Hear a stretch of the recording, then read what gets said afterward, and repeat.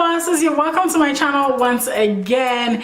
Today we're talking about 5 ways to stay profitable as a solo biz owner. And if you're new to me, you're welcome. On this channel I give you tips, resources and strategies on how to make a living with your writing. If that sounds like your cup of tea and you'd like to join our community, make sure to hit the subscribe button to join us. All right, so I wanted to talk about this because there are a lot of people that throw about the word entrepreneur or solo boss or girl boss and all these boss words, but they're not making a dime in their businesses. And my goal with this video really is to help you actually start making money in your business. Make that first dollar, make that first $100, make that first $1,000, $10,000, because then you can really call yourself an entrepreneur. It kind of annoys me a little bit that people just kind of throw the word around when it's important that you have the clout to show for it, not necessarily even social media presence, but real like hardcore cash in your bank account. And so in today's video, I'm just going to be talking about that. And one of the very first things that you can do to make sure that you become profitable is to choose a focus. Tell us what you're selling. And it's important that you do this because when you think about Starbucks, what do you think? You think about coffee, you think about Colgate, you think about toothpaste, you think about Walmart, you think about department store.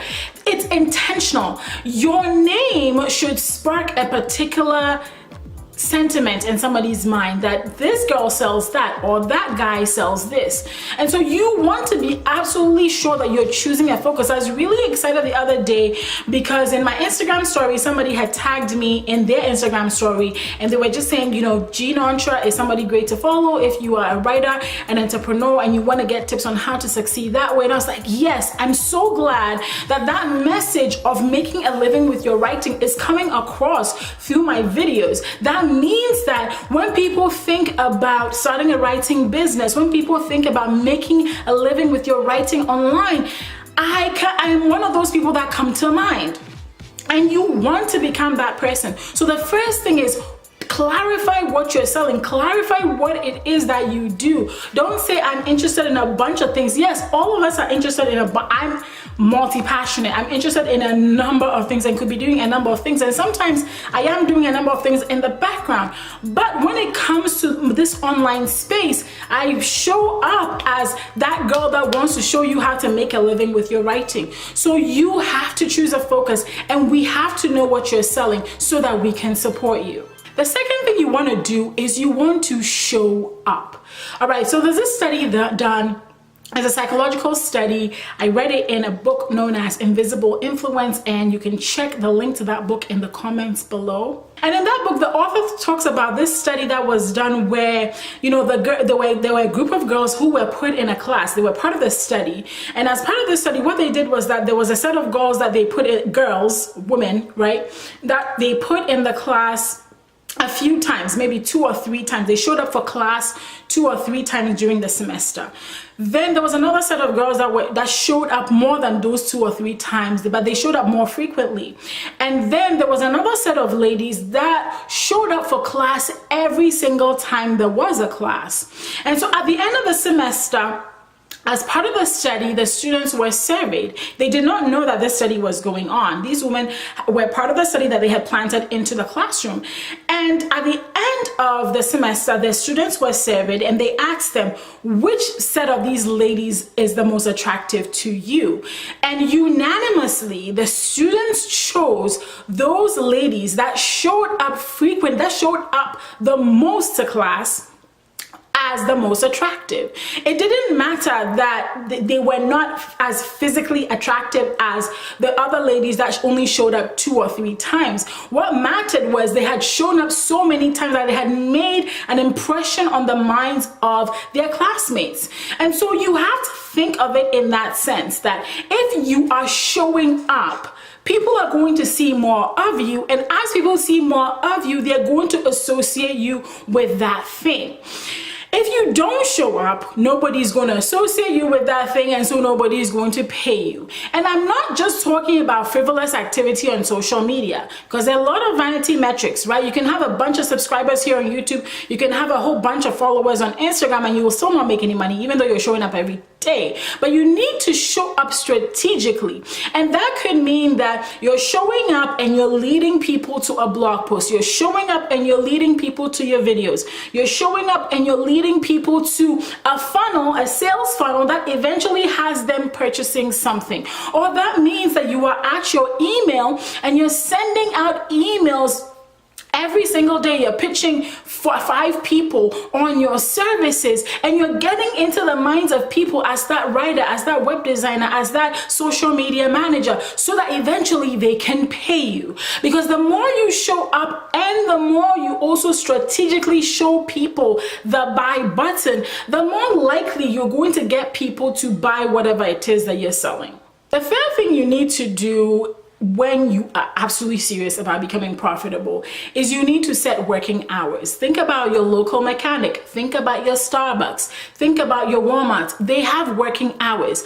Between 8 a.m. and 5 p.m., you know that that bank across the street is going to be open. Do you have working hours in your business? And this is actually part of a way to think of your business as a business. So if all there is in your day is 2 hours, right? For my side hustlers, you only have 2 hours in a day, then make sure that those 2 hours, you're maximizing them. And during those 2 hours, you're doing something that can bring you a sale or two. All right, during those 2 hours. So set your working hours, stick to them, turn off the distractions. There are timers, there are tools that allow you to block social media whilst you work, so you can get the work done and get the money that you deserve. Number 4 is to invest in your own learning. And this particular topic is close and near and dear to my heart, because without investing in your own education, you are not going to get very far. Sometimes people say, oh, I have to spend $100 or I have to spend $200 on that course. Listen, if you are a part of my community, I always want you to think of money that you spend on courses and books and things that make you better as an investment. Because the truth is, if you do take the information from those courses and you implement them, I can guarantee that you will make your money back. The reason why a lot of people sometimes don't benefit from courses is because they don't actually implement. And that's actually the 5th part of this, is implementation. So investment and implementation. And so maybe you're thinking, oh gee, I don't have $100 to spend. I don't have $200 to spend. That's okay. All of us are different levels in our journey. There was a time I was just like you probably, and I was a grad student and I was broke and I didn't have the money to spend. And so what did I do? I went to the library and I spent time reading books, and I spent time on people's blogs, and I spent time listening to a lot of podcasts. And I took that information and I implemented, and I saw results, and I went back. And then when I started making money, now I had the extra money to actually invest in higher paid training so that I could get to the level I needed to get. Just for, a little bit of motivation that you absolutely should invest in your own learning is, one time I went to this conference and the speaker was talking about actor Anthony Hopkins. And Anthony Hopkins has been in a lot of epic movies. He's been nominated for different Academy Awards. And this man talked about the fact that he had 7 coaches for his acting career at any point in time. 7 coaches. And I was like, wow, this is somebody that already is a master of his craft, yet he feels that he needs people to continuously coach him in order for him to continue to remain the best. And then I also was reading something the other day about how LeBron James spends $1.5 million on coaches to help him get better at his craft. Now, I'm not saying, once again, you have $1.5 million. However, how much you invest in yourself, whether that is time or money, really is how much you're going to get back.